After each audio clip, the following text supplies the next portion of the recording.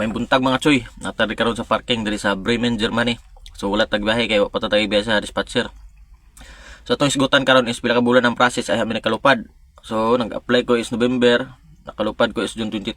So December, January, February, March, April, May, June. So 7 ka bulan kapin. Ang step by step is initial interview sa recruiter sa agency, final interview sa instructor, face to face with CEO, trade test, medical, apostille documents, then ang last is PDOS o pre-departure orientation seminar. So ang first step, initial interview na ko is November 20. Pag submit ng sa documents, interview ko dito sa recruiter, kalaan sa Ginoo nakapasar. Final interview is January 21 sa instructor, online na siya. Pwede ka magpa-interview sa balay or sa imong trabaho. So ako nadtog ko sa agency. Kay hinay kay mong signal sa garahe. Mas nindot pod pag naka sa agency, ma-assist ka sa recruiter.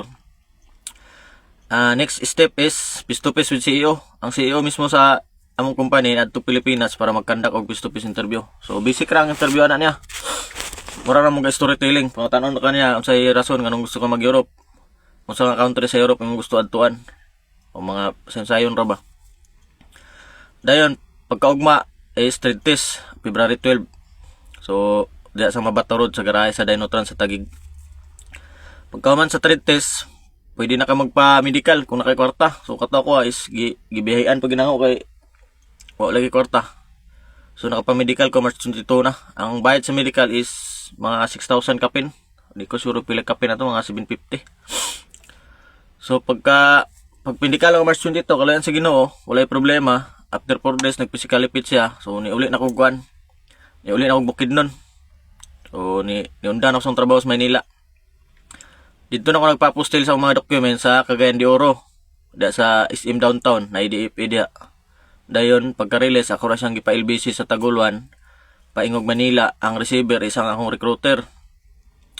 Then last na akong balik sa Manila, kuan na pre-departure orientation seminar June 19.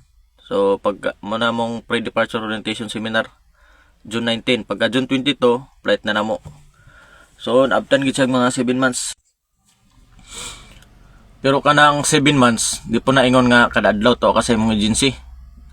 Sa isa ka bulan siguro maka-report ka sa mga agency ka isa or kaduha ra sa isa ka bulan. So di po ingon nga tantong hasol. Medyo dugay lang ang proseso. Pero nagi kay panahon nga magtrabaho. Kay kanayon pagadto sa agency, pag proseso is dalikyat gina. So nakahigayon nga makatrabaho para makalahutay kasi pag pang-apply, makalalay ka. So antos lang gyud ug kursunada gyud ka makalupad, lahutay gyud. So maoro to mga choy, salamat.